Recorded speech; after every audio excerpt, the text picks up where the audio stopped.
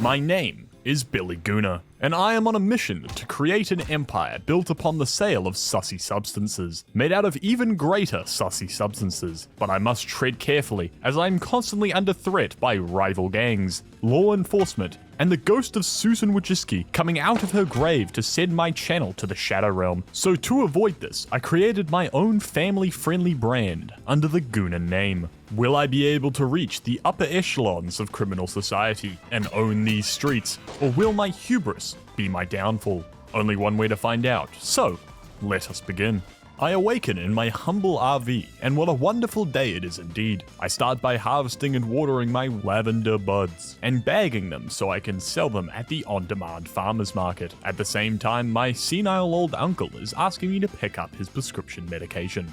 Okay, uncle. And upon driving into town, I meet a variety of colorful personalities, where I sell them my signature blend of herbs and spices, where I get told of someone who might be interested in my wares. So being the savvy businessman I am, I go and give free samples. Man, do I love making new friends. On my way out of the hardware store, I'm shaken down by a couple of respectable fellas just doing their job, but I have to hide my baggie of sage so they don't get jealous and take it from me. Soon after, I grab my uncle's meds and head back home so I can go to sleep for another great day. Oh, never mind. You're on your own, Uncle Gooner. Being kicked out of my hometown was not ideal, but we can build back up, and despite having no cheddar to speak of, the intro told me so, Uncle contacts me on a most likely tapped jailhouse telephone to let me know of his past ill-gotten gains. What a smart fella. And at the same time, my RV gets destroyed by rival gang members. Well, damn. How am I gonna get back on my feet now? No need to fear, my omniscient uncle calls me again to tell me about a nearby motel that should have a vacancy, and against my better judgment, as I know full well the feds are writing down everything this man says to me, I begrudgingly oblige. It is here where uncle gives me a complete rundown on how to grow my sunflowers inside my motel room. But I am in need of seeds, so I phone up an old family friend who sets up a dead drop for me in 6 hours. So I kick the shit out of an AI playing Pong and go halfway across town to pick up the seeds. Now, we can get cooking. After a single night, our plant is fully grown, and we put our product up for sale on Facebook Marketplace. This is the start of a truly bright future.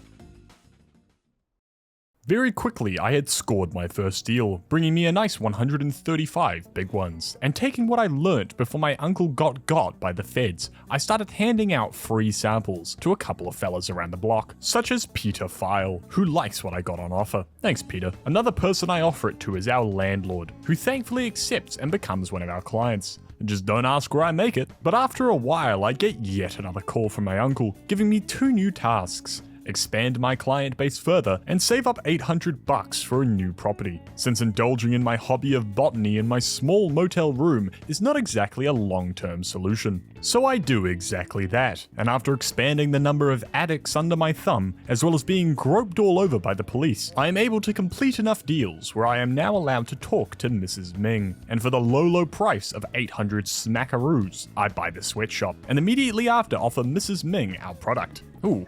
Close call. Now with more space to work with, it's time to expand, going from 2 growing tents to 4. Whoa. With more product, it's about time I got some hired help on my side, but I don't know anyone yet. I need to befriend my clients so they can provide a reference, along with my portfolio and 5 years of experience. But throughout my daily sales, I get that reference, so now I have a passive source of income if I continuously fill his gullet with product. With my dealer now active, I can focus more on my product, as well as taking out the trash. Part of working on our product is the ability to lace it with a variety of substances acquired from the local gas station. And what better substance to lace my product with than 20 tabs of paracetamol and 20 tabs of Viagra, leading to the creation of my first 2 masterpieces, Sticky Goons and Sexy Time Goons. And with that, Uncle leaves us, as he's finally been given the death penalty by the state, and gives us the goal of earning $10,000, a goal that in time will pale in comparison to the size of the Gooner family empire. With my mixers now in full gear and the catalogue of gooning related products have been made, I can start on reaching my goal of $10,000. And after days of mixing and dealing, I had finally done it. It is here where I learned that Uncle Gooner's state mandated execution has been postponed, so he can tell me how to begin manufacturing homemade rose quartz crystals. But to get started, I needed some equipment I could only get from the gang warehouse, which I cannot access due to a level requirement. Alright. After proving myself worthy, I can now enter the... What? Now, after all that, I have access to Crime HQ, which offers a variety of services ranging from illicit weapons, like a frying pan, to a salesman selling me a lot of very handy equipment, like an oven, and an employment manager that allows me to hire slaves to do my work for me. Very handy.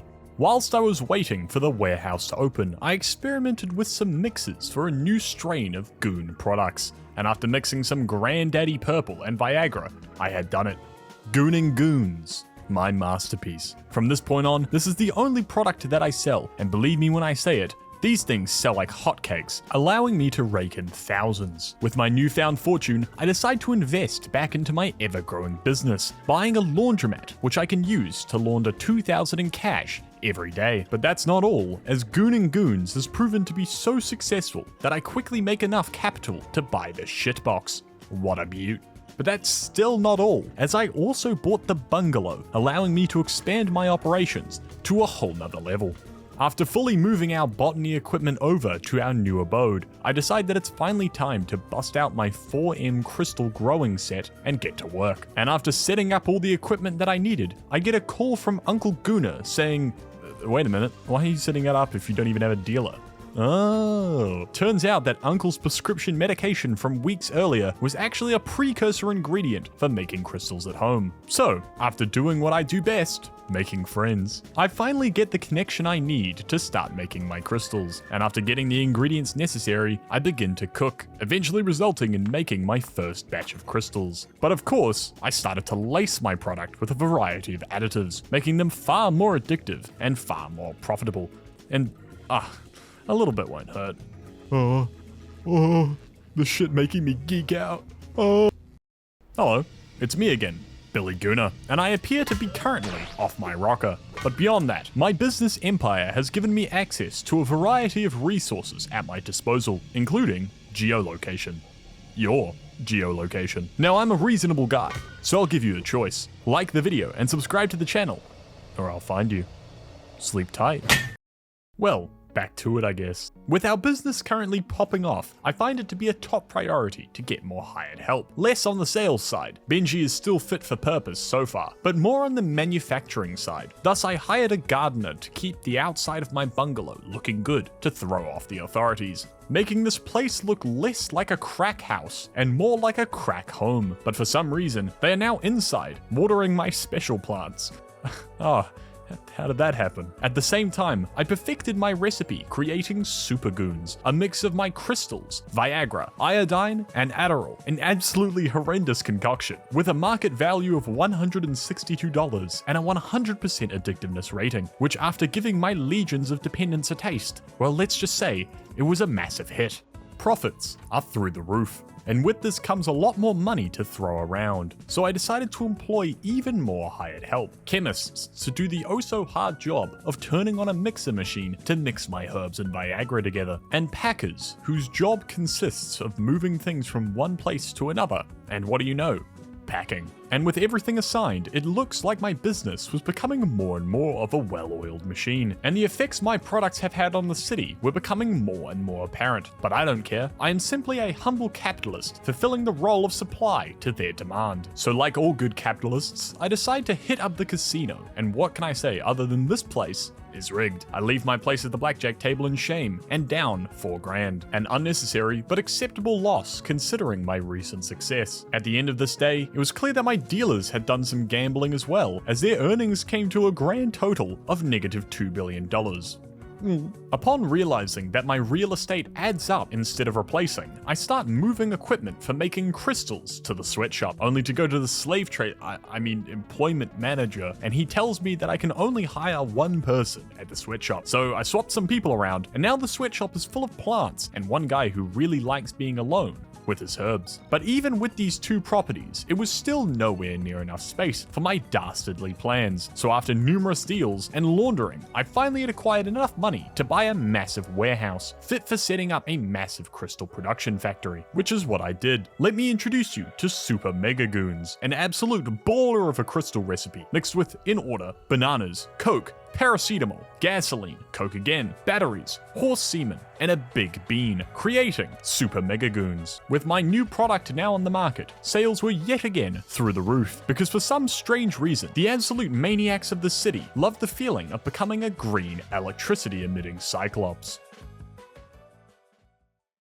During my escapades, I was contacted by a guy offering to sell me cocoa seeds. For chocolate, obviously, but I was nowhere near close enough to accept that, as full-scale production of Super Mega Goons has yet to be made efficient, despite taking up all of our available space at the moment. Peter File makes yet another appearance, surprising me yet again at not just his willingness to keep that dog-ass haircut, but also his ability to straight up crash my game when he's fiending too hard. Super Mega Goons has become such a smash hit that I had people lining up and paying money hand over fist to turn into these monstrosities, and as the number of supplies are required for this line increased, I decided to replace my shitty old shitbox with the Viper. Now this vehicle truly made me realize the blunder that I had made. In my haste of getting any vehicle, I ended up choosing a run-down garbage car that can't even go over 40 kilometers an hour. Or for the Americans in my audience, but the Viper is an absolute shad of a vehicle, able to go up to 60 kilometers an hour and hold 16 spaces of storage as opposed to the shitbox's 5. And with this, I got to transporting large amounts of supplies to my slaves, as well as delivering large quantities of products to my oh-so-beloved dependents.